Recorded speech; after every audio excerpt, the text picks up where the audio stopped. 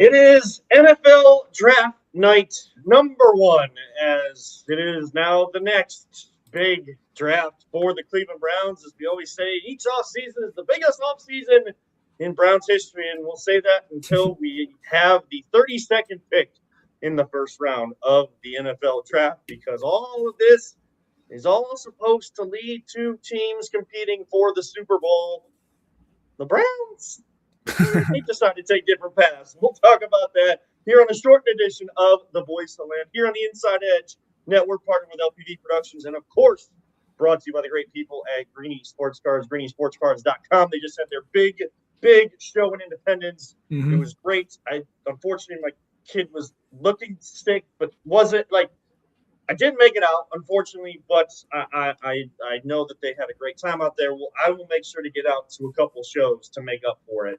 Yeah, they're actually having a show this weekend in Pittsburgh. So if you're around the draft for some reason and you want to go check out a really awesome convention, I think they had over 500 tables sold. They'll be in Pittsburgh this week, tomorrow and Saturday. So if you're around Pittsburgh around the draft, go check them out. So absolutely, greensportscards.com. Get all the details, where they're going to be, where they are, all of those great things.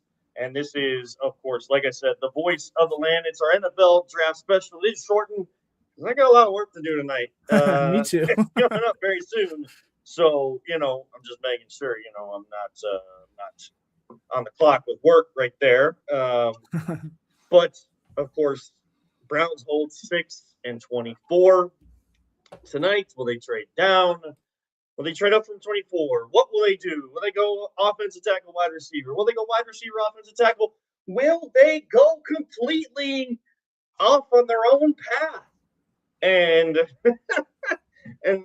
not do what everybody's been expecting them to do, which is, of course, taking Spencer Fano or one of the offensive tackles at 6, or the spot that they trade down to be their first pick, and then the wide receiver later on. We shall see. Ryan, how you feeling going into tonight?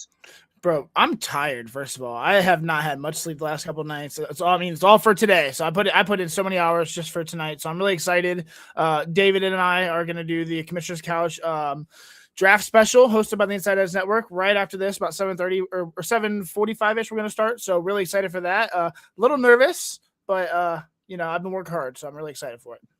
Yeah, I remember back in 2020, we actually did a live draft show here for the Voice of the Land, and we had, we had Hayden Grove come through. We had, some ESPN Cleveland, and think, other station people come through, and there were so many people. I know we had like a big guest pretty early on, and I can't remember who it was, but we had a lot of people come through. It was a lot of fun. We were just hanging out because it was COVID. We couldn't do anything except for get together. So that's it's kind of one of my favorite draft memories, is being able to do that. So you guys are gonna have a lot of fun tonight. You guys have all the breakdowns. You guys will give it some of the best coverage of the NFL draft tonight, not just what the Browns do, but also, of course, as picks go off the board, what that means for those NFL teams. I'm in my office right now, and I'm like looking through our glass into one of our studios, and I can see the TVs on, and Ryan Day is out there at the draft supporting his guys. Of course, a lot of Buckeyes expected to go here in the first round. I'm sure he'll stick around for some of the guys that may go on day 2 as well. But then they're showing guys with their jackets. Did you see Arvell Reese's jacket for tonight? I did not. I have been locked in on my computer. There is a picture starting to surface from him, and it's like him posing with it in his hotel room. He's got to deal with Reese's. Nice. And so his whole the whole inside of his jacket is just Reese's. Like it's just a big ad. Like the actual candy, or like just their font? Yes, like the actual candy Reese's.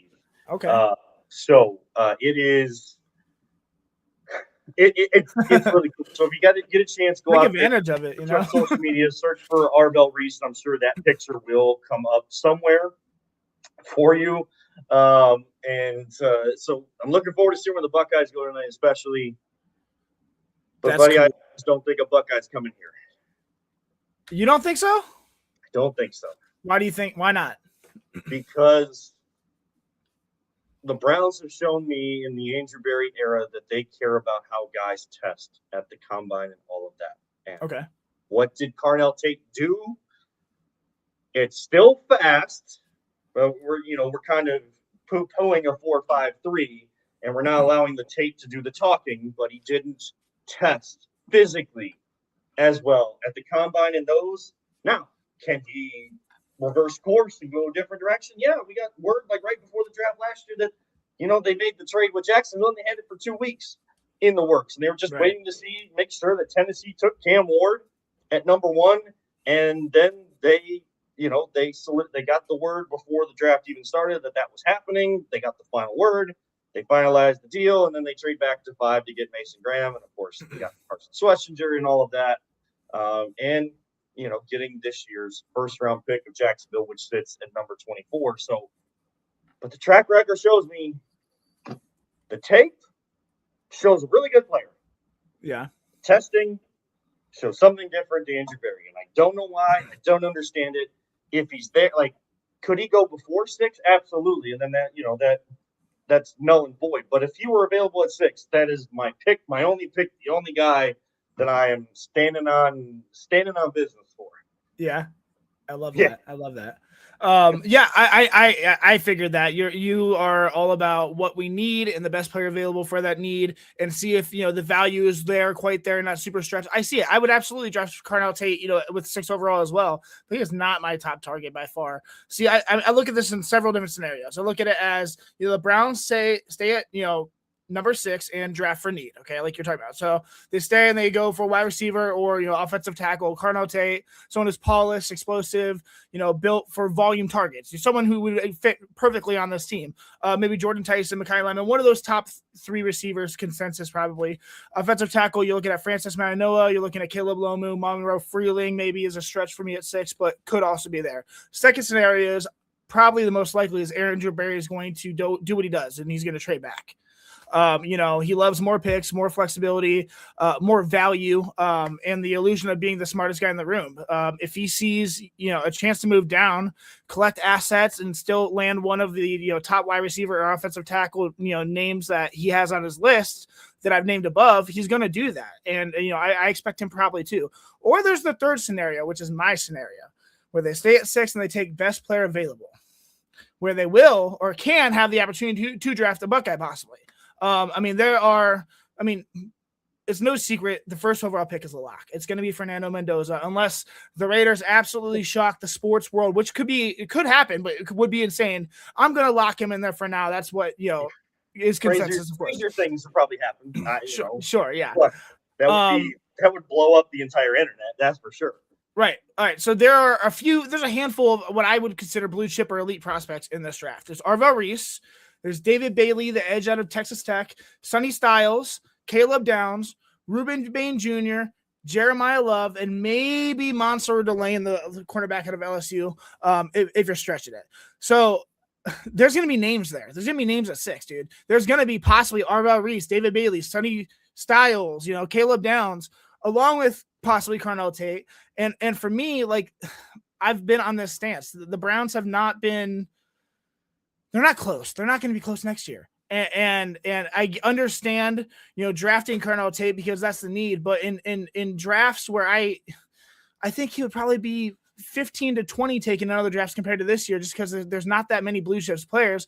I'm going to try to go after one of these big name guys who I think, regardless of need, regardless of the positional value, we take and then just add on.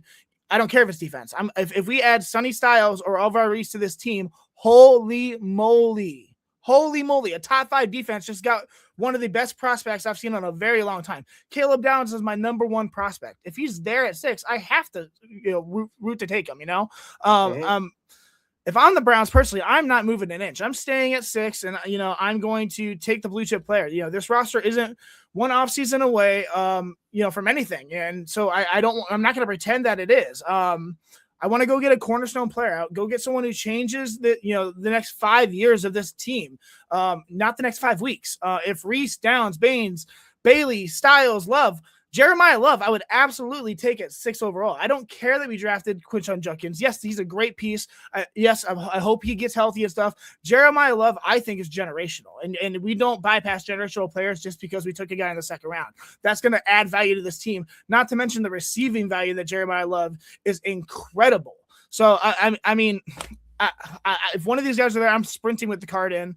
I do love Cardell Tate. I love some of the tackles, but passing on a true difference maker just, to trade back and feel clever to me. I mean, that's how I think you stay stuck in the middle. I'm just going to try to add the best piece available to stack on this team to hope they're there for the next 10 years. So I want it known that I hate trading down. Right. Just in general, overall, I hate it. There's only one way I can stomach it if that happens tonight. And that's if you were to get a 2027 first round pick. I'm not even going to say hard, first, though. second. Yeah. But these teams are not willing to part with that. And that's why I think we haven't seen full movement just yet, because people are the teams that are making it known they want to move out. Guess what they're asking these teams for? 2027 first round pick. Now, whether you believe that next year is a great draft or not, and it's not just quarterbacks either. That's not why people are saying next year's draft is so good. Jeremiah Smith is coming out. There's like a bunch of other players and other positions that are top tier. There's guys that went back to school. I can't remember the guy's name, but there was a defensive tackle that would have been one of the top prospects going, but he went back to school. So with NIL and all those types of things, that pushes the talent back a couple of years, because guys go back. They know that they can make the money now, and they want to do that. So that's the only way that I can stomach. I'm not saying I'm not saying that I'm all for it, those types of things. The only way I can stomach moving down is if you got a first-round pick next year. I want to stay at 6. And, probably the lack of wide receivers that the Browns have is probably putting me in Cardell Tate. But, Nathan Zagura, Bo Bishop, Cleveland Browns Daily, Zagura says it on all other networks that he's ever on. Weapons. Get that. I'm not saying that and that's not to say I'm pushing off getting a tackle or anything like that. I'm just like, oh yeah, you can just pick any of them. You still got to pick the right one, right? But there's going to be options there. I already know, I don't need Joe. Having Joe Thomas would be amazing. These guys aren't Joe Thomas. I need someone that's going to do the job and not have their number called by officials or replacement officials during the season, and just doing their job. Yep. That's what I need. Do your job, protect your quarterback, allow them to then find these weapons that you're building. I get it. Inside the trenches still matter. I'm not against that. I have no issues with drafting offensive line. I just think when you have an opportunity to draft in the top 10 and with no quarterbacks outside of the first one that will be taken, to really take it and go after and get a franchise guy, get top tier talent, like you just said. My thing is, I'm sure, and the words of Andrew Berry are ringing in my head right now. He plays those games in all these press conferences. And last year, no one knew we were trading out, and we ended up doing that. Now this year, everybody just assumes we're trading out. Will that actually happen? I believe that is their preference. Will they be able to? I don't know, because I have a feeling Andrew Berry's asking for next year. He's asking for stuff from next year. As he should. Yeah, Yeah, as he should. I'm not, and I wouldn't criticize that just because I know that teams aren't giving that up. But he's asking for that. Teams are saying no. You're at a stalemate. You got to pick at 6. You better have a top tier guy right there. Yep. I agree. Yeah, there are a couple, I think, trade up candidates. I think the Chiefs at 9 might want to trade up. The right guys there at 6. Obviously, the most enticing for me would be the Cowboys with that 12 and then 20 pick. But I doubt you're going to get 12 and 20 and their 2027 first. That just sounds unrealistic unless they are head over heels in love with Sonny Styles and he's there, which I've heard. Maybe Arvell Reese, one of those guys, that, Jerry Jones guy. maybe he'll go crazy. Would you trade? This is hypothetical, but would you trade 6 for Cowboys 12 and their 2027 pick? So move back 6 picks and don't gain any other picks this year, but you do get that first round pick in 2027 next year. Is that all we're giving up? Yeah, probably. Because I feel like they would have done asked for 39. I would, yeah. See, it's hard to do, man. It's hard to move anything because these are coveted picks next year. But you would have 3 first round draft picks on rookie deals in your house this year. Yeah. You'd have the 2027. You wouldn't be drafting in the second round. You'd have to wait on day 2 until round 3. It is tough. The one positive to that is this team has dealt with having to wait to draft players because of the guy in charge.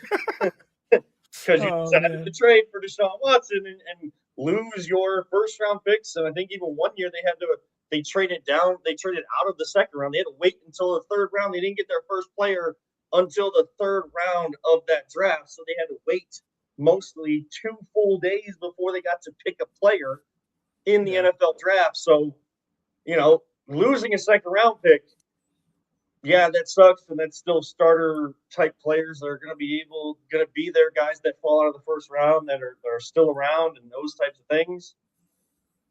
I don't give Andrew Berry a lot of credit. I may need to give him more credit than I should. But one thing I can give him credit for, he knows how to at least maneuver when you have to wait rounds, not just picks, but rounds of the draft. Yeah, I don't know. I just hopefully he stays, but like we have no idea. Most likely, if I'm not a betting man, I think betting is dumb. But if I had to put money on it, I would say he's probably going to trade back. So and then he's just going to look for best player available at his favorite position, either probably left tackle there, or if one of the wide receivers fall, if Jordan Tyson's there, maybe. But I don't know. Feels like this draft really starts at pick 3, and that's not my take. I've heard that throughout, like ESPN, NFL Network, CBS guys, Fox guys, all those types. So you're saying the Jets are taking who at 2?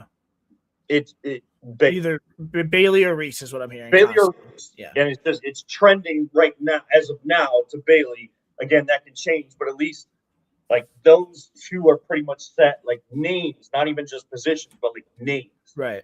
Feels like it starts with the Cardinals at 3. Yeah, and I mean, rumors are saying that the Cardinals, they're looking to trade out of 3. And if they don't, they're going to draft Jeremiah Love, which for a fantasy, standpoint, I don't love the most. But I mean, it is what it is. That'd be a lot of guaranteed money for a rookie running back too. I heard it's like $50 million guaranteed if he's drafted that high, which is insane. So, yeah, and I mean, like he's one of the top talents in this draft, and again, without enough blue chippers, like I think someone like Love, for his position might be overdrafted, but I mean, he's a really talented player. Like anybody would take him. Does he get used right in Arizona? That's where the fantasy thing comes in at. Like you draft him in your fantasy league and then he doesn't get used right in Arizona. Yeah. So my ideal spots for him would be 7 for Washington. I would love him with the Commanders. I mean, obviously I thought the Chiefs, but they have Kenneth Walker now. So yeah, if he can get the 7 or if Washington looks to trade up, I think they are, man, that with him with Jaden Daniels and I just think it would be so fun to watch. Yeah. So. I mean, if he's around, it's either him or Tate. I think it's 7 for Washington. Either way, I don't think they go wrong there. So no. And the other conversation that I have a question for you that I don't think we've talked about. I'm going to get to that in one second, but the thing I always hear is like, well, Tate's a really good wide receiver, and he's my number 1 wide receiver on my board, but like, is 6 too high for him? Like, okay, number 1 too high, but like. We're really, he's your number 1 wide receiver, and you're saying this is a deep class. Like, why? Like, if a team really loves a guy, why not take him right there? Like, there are always going to be overdrafts for sure, but that's one where like you talk about these like top 3 wide receivers, and then like you say like, oh, they're slotted here in the top 10. But is that too early for him? Like that oxymoron just never makes any sense to me. Right. Yeah. I mean, and it just depends. Like I said, Jackson Smith and Jigba, I think it went like 22nd overall or something like that. Yeah. It just depends on the year and how strong the quarterback class is, how strong the blue chippers are. Obviously, these guys who it's not a super strong wide receiver class. It's front loaded. It's got Tyson, it's got Carnell Tate, and it's got Mekhi Lemon. And then there's some people think there's a drop off, maybe a second tier slight below that with maybe Concepcion and maybe Boston. But after that, there's a lot of good receivers, but they're all bunched together. It's one big tier of just maybes, So that's going to push them up naturally because there are teams that need wide receiver. So it is the way the draft falls this year, which is unfortunate. So yes, I absolutely would take him. He is my number one receiver. I love Carnell Tate. I think you couldn't go wrong.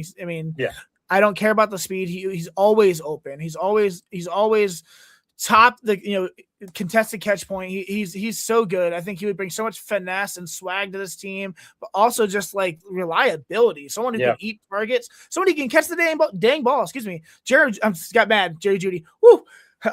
Nonetheless, we just. I mean, yeah. So, you can say that on actual radio too. Right? So. Yeah, I know. This is a family show. So, nonetheless, I would absolutely take him. It's not our fault where the draft falls this year. It's not our fault that there are not that many front loaded players. It's not. There's not even like a sure thing left tackle who's usually goes top 5. It's just it's a strange draft. Everything was pushed back till next year because of NIL and the opportunities to go make money elsewhere and not have to pull something like the Quinn Ewers, who obviously got bad advice, turned down, I heard, $6 million to go play for another school and decided to go to the NFL and was a late round draft pick making pennies on the dollar. These guys are smart enough. They're not going to do that. They're going to go back one more year, put more film on tape. You're going to see more 4 or 5 year quarterbacks because they're making a ton of money now. So yeah, and I mean the level of play from Ty Simpson definitely warrants him being questioned and all that type of stuff. But one of the first conversations or criticisms of Ty Simpson that people bring up is how many starts did he have in college? Right. Like we're starting to trend towards we want guys that have had more starts and all those types of things. And look, it was the class that was supposed to be this year didn't perform up to what they could. They knew that they could continue making money, and they wouldn't fall down draft boards. They want to solidify being a first round pick. So let me go put more tape on. Dante Moore goes back to Oregon because guess what? I want to put more tape out there. I didn't like some of the moments that really that dropped me down. I want to come back and I want to prove that I am worthy of first round talent. Some of these other guys, they went back because they want to, they want to show that they've gotten better. They want to show that they have more starts. The one question before we, of course, switch over to the Cavs just to close things out. Unfortunately, this is a half hour. I want to thank Fanatics. A great place there. Make sure to go over to fanatics.com. You get all the great deals, all the great merchandise for a lot of your favorite teams. I've got stuff from Fanatics before. They have all the licensed stuff. Make sure to go there. Your photography thing. I know we're not full live reads, but our photography thing. MonsterMomentsPhotography.com. Go check them out, please. Thank you. We mentioned as many. So funny. In just a half hour. Like I said, my work has me not able to do it, but you're good. Starting next week, funny. We got to make sure that we, we'll have longer episodes, and then we'll try to bring comments in. We'll let people come in the conversation, all those types of things. It's just been a weird April. Yeah, weather-wise, busyness, all that type of stuff. The one question I have is coming out of tonight, and then you can look at it from the overall weekend as well. So from a standpoint of tonight and the overall weekend, what would make your head explode in a negative way the Browns do after night 1 and then or even the rest of the weekend? Man, so many opportunities that make my head explode. I have no idea. Ty Simpson. Ty Simpson should not be touched in the first round. Sure, if anyone else wants to do it, not me. I have him as like a 3rd round grade, and that's being, I have Fernando Mendoza as my 50th overall ranked prospect, and he's going 1st overall. That shows you how weak this quarterback class is. I would not be taking Ty Simpson in the first round. That would make my head explode. It's weird with Mendoza. A lot of people have him number 1 on their big boards, but I think that's. I heard people talking about this conversation too. I think the only reason why some people had Mendoza as the number 1 on their big boards because they all knew that he was going number 1. So right. It's like he's number one there because we can already slot him in the draft at number one. Really, my top people go start at number two Right. and work their way down. Sorry, Yeah. go ahead. No, you're good. Yeah. So Ty Simpson, definitely. I mean, I just don't see it. I don't care about the relationship that Todd Monken has with Ty Simpson's dad. I don't care about they go back. I don't care.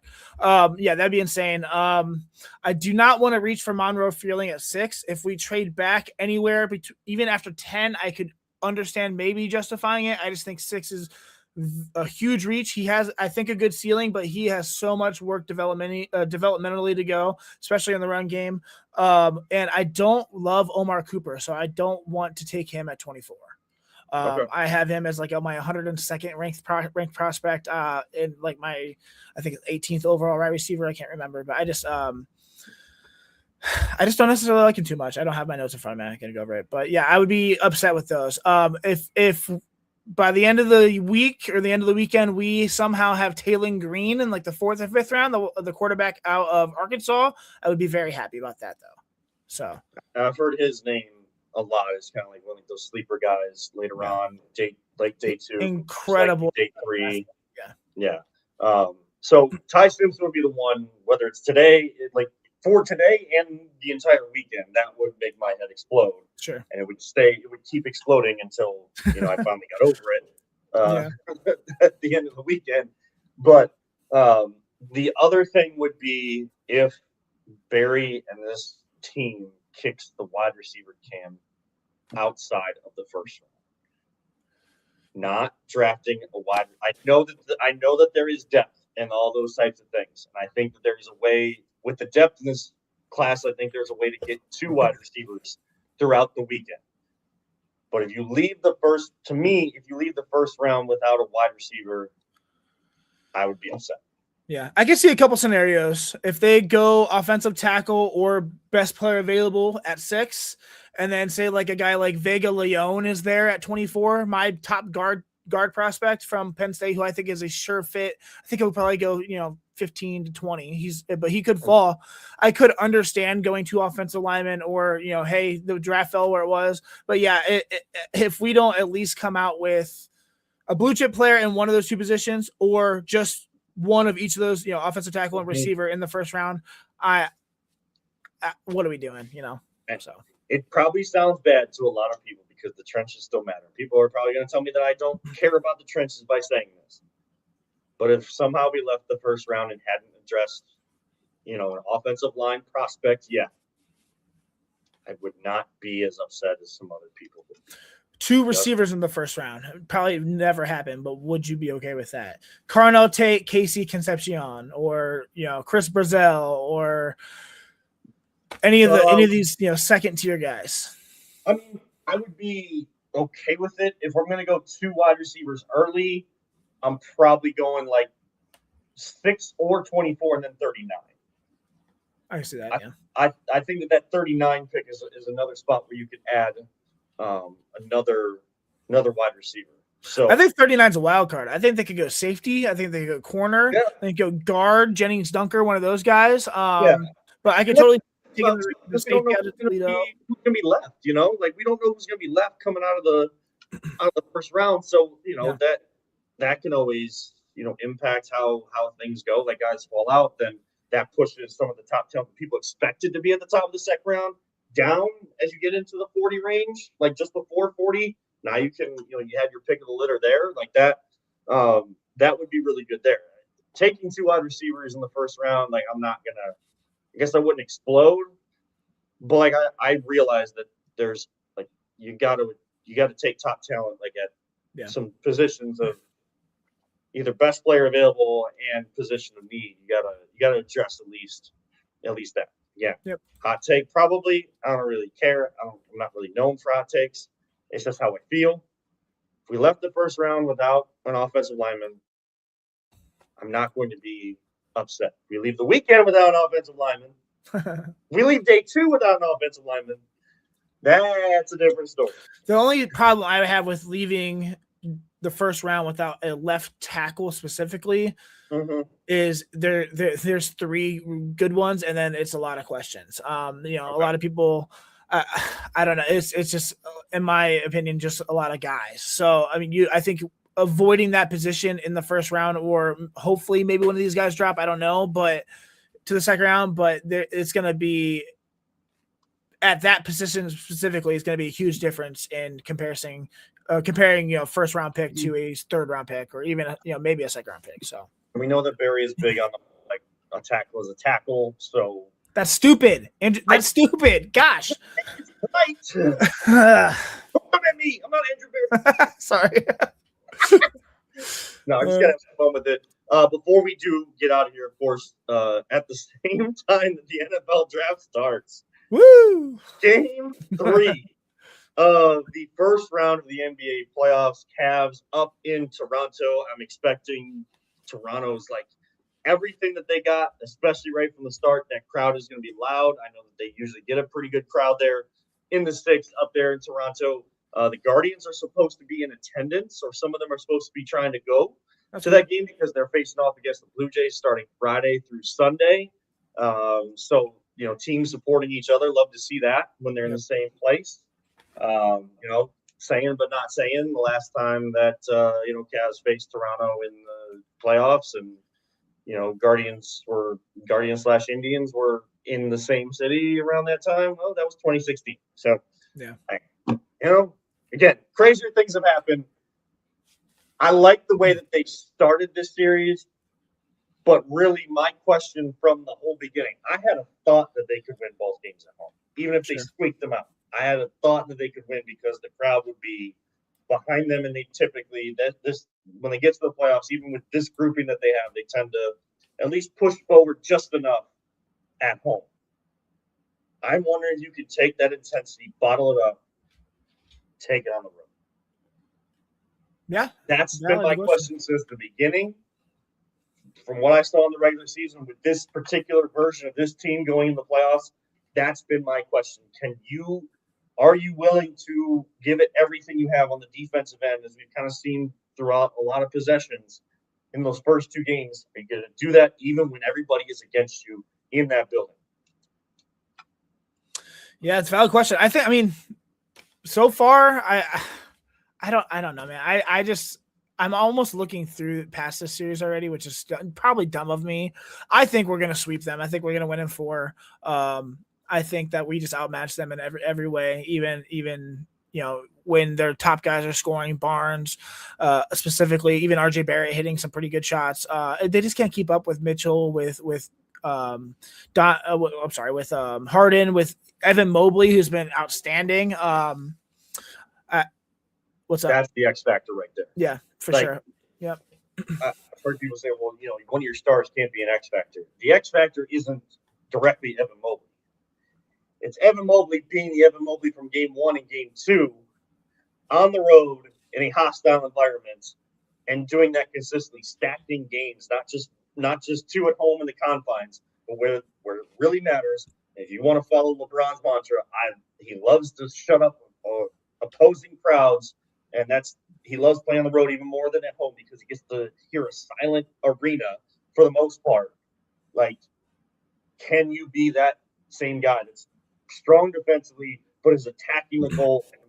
I don't care if you dunk every shot that you take, Evan. Heck yeah, make it. Who cares? just go aggressive. Don't think Dennis Schroeder, the reason why he's not making as big of an impact is when he goes for a layup, he's already falling, he's expecting contact to be called. He's falling away, and now that it's not actually hitting off the backboard. It's not hitting off the square. It's kind of, bounding around above the rim and those types of things. So go strong to the hoop. Just take it to them because they don't have an inside presence. Even if they somehow bring Jakob Poeltl back into this, which they sat him down for the entire second half in game 2. They showed their hand with that a little early. If he doesn't even come back, then you have even more of an advantage with your size and strength.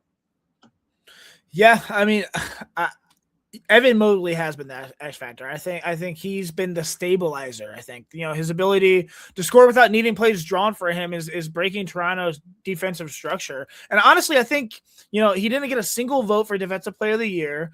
Scotty Barnes won Rookie of the Year his year. I just feel like he's finally maybe a light has switched on his head, and he's tired of being considered soft, being considered he was supposed to be the superstar, and now he's not living up to expectations. I feel like this dude has just, got a chip on his shoulder finally, and I'd like to see it. Obviously, he's got to stay healthy, and that's the biggest concern for the Cavs throughout, this entire season is just, health within the team. But I love what I see out of Evan Mobley. I think dude's finally got some moxie to him, some little bit chippiness, and I like it. So yeah, that guy, that's the Evan Mobley that we need if we're gonna do what this team is supposed to do for the talent that they've accumulated. It's going to be because Evan Mobley plays like that more often than not. You're going to have down games. That happens all the time, even in the playoffs. Like, stars have their off games. He just tends to go on and off way too often for my liking. He is on in game 1 and game 2. Keep that switch on. Even if the shots aren't falling, like if they're keeping you away from the rim and you're trying to hook it in and do like little shot puts in the lane and stuff like that, because they're putting a wall in front of you. You can't go through them without committing an offensive foul to get a dunk. Like, the shots aren't falling. Like, stay with it though. That type of stuff happens, but it's the best ones that keep the same mindset, the same philosophy, that have more success than the others. That's just how it is. We'll see what they can do. I know a lot of eyes will be on the NFL draft tonight and what the Cleveland Browns do. But a lot of us will have our other eye on the Cavs in Toronto. Don't really want to give them much momentum at all. They're going to come out strong. Will the Raptors? Can you withstand that first punch and punch right back? That, I think, will go a long way in determining who wins Game 3 tonight. That's going to do it, though, for this edition of The Voice of the Land. I want to thank all of our partners here at Inside Edge. Thank the people with Inside Edge. And thank you, Ryan, for all of the great work. You guys have a draft show coming up. Promote it once again. Coming up around 7:45 right here on the Inside Edge Network. Yeah, real quick, couple things. The Commissioner's Couch Fantasy Football Podcast tonight will be on live at 7:45. We're going to cover the entire first round. We're going to have giveaways courtesy of Greeny Sports, our sponsor here for Voice of the Land. Some really, really awesome cards.